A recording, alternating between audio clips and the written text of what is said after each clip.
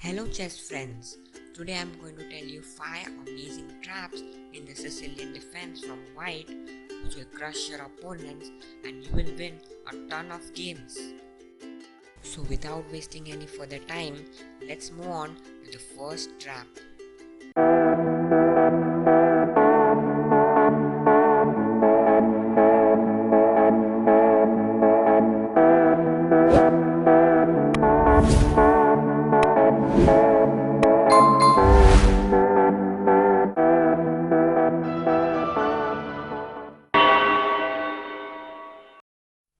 So the first trap starts from the move e4, c5 the Sicilian defense, knight to f3 and d6.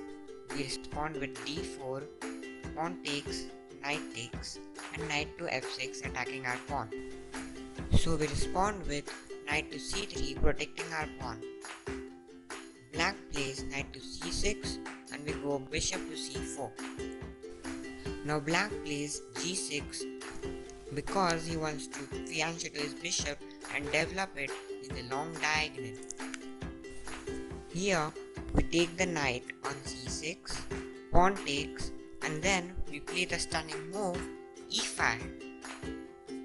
e5 is generally a pawn sacrifice, but here if pawn takes a pawn, then we play the stunning move bishop takes f7 and the king can't go anywhere, so king has to take the bishop and then the queen is gone, and from here we can simply win the game. So here in this position black can't take the pawn, so black plays knight to d7. We respond with taking the pawn, pawn takes pawn and then we castle. Now black's king is stuck in the middle, so black has to play a bishop move so that he can castle. So if bishop comes to g7, then we can respond with rook check. If knight comes in between, then f4 wins the black knight, and instead of knight to e5, if black responds with king to f8, then we take the pawn on d6, king goes to the edge, and then we bring our rook to e7 and we are totally winning from here.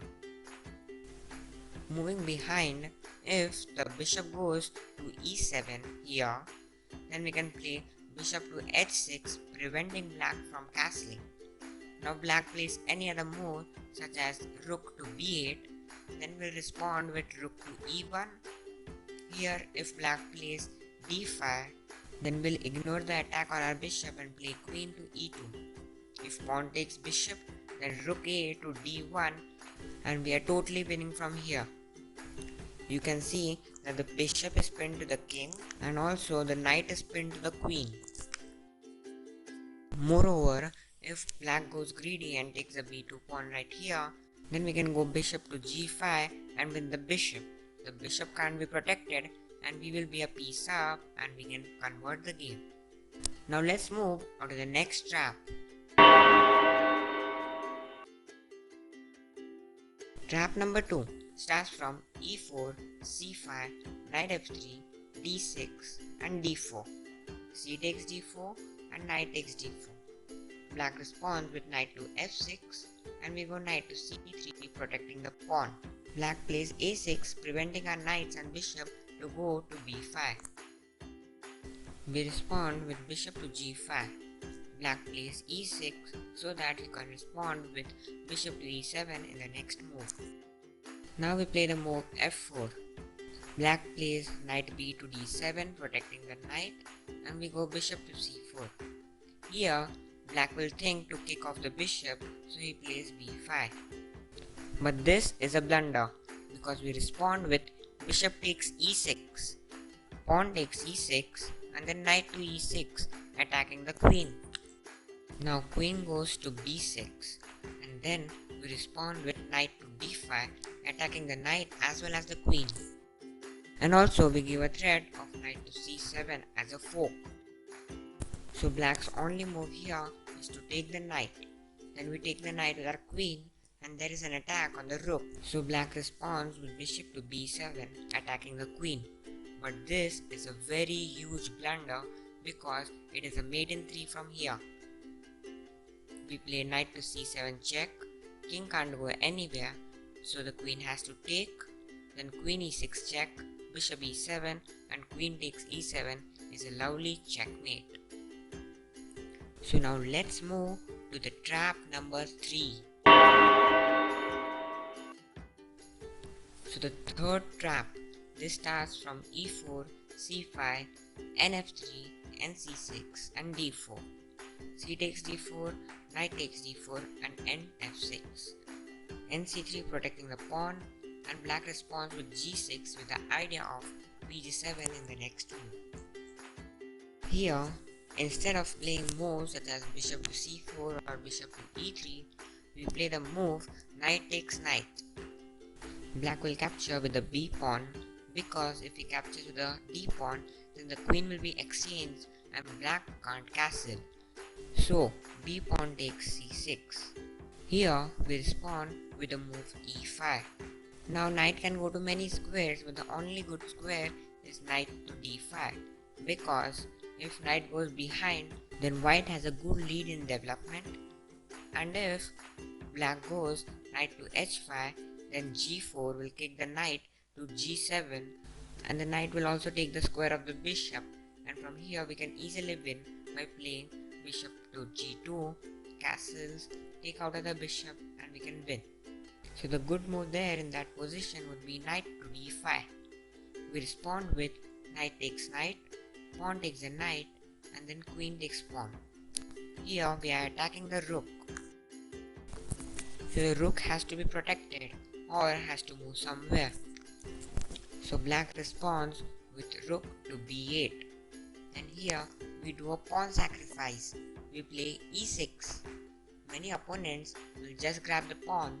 Let's say f takes e6 or d takes e6. Then we can respond with a stunning move, queen to e5, and that's a fork, and we will win one of the rooks and also the game. Now let's move to the trap number 4.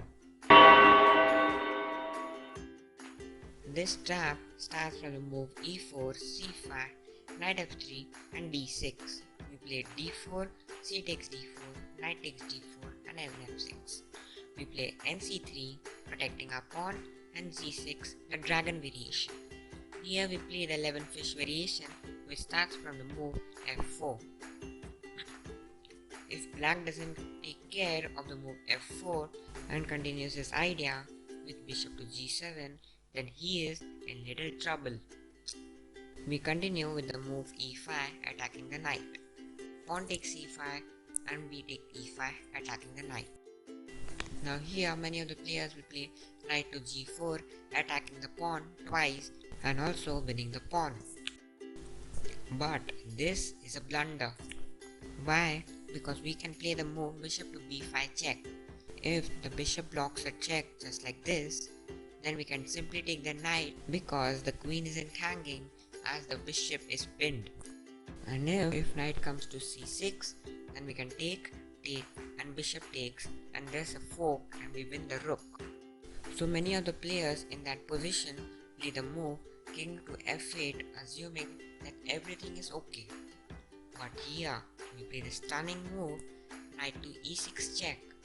If bishop takes e6, then queen takes queen is a lovely check and mate.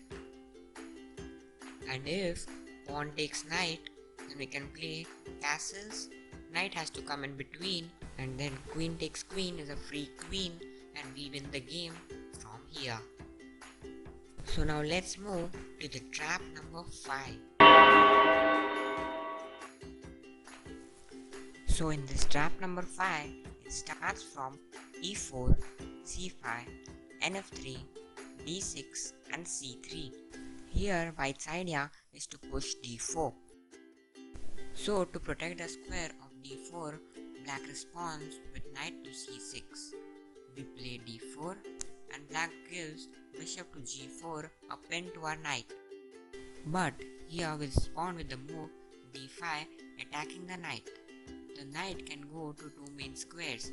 One is e5, that is very natural, attacking once more on our knight.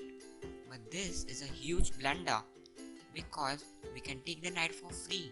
If bishop takes our queen, then bishop check. King can't go anywhere, so queen has to come in between. Then bishop takes queen check, king goes to d8 and knight to f7 is a lovely fork. King takes bishop and now first we take the bishop, and in the next move whatever black plays we can take the rook and we are a rook and knight up. So we know if knight goes to e5 it's a blunder. So here if knight goes to a5 then also we can go b4. Pawn takes b4, c takes b4, and you can see the knight there is trapped and can't go anywhere, and in the next move we'll take it and win the game. I hope you like this video with 5 amazing traps and you will use these traps and win many games. Write down in the comment section how you like this video and also press the like button if you loved it. If you want to get more such information of traps and tricks in various openings, then click on the subscribe button and the bell notification, which will give you notifications on all my upcoming videos and you won't miss any. So with that said, I will take your leave and meet you in my next video.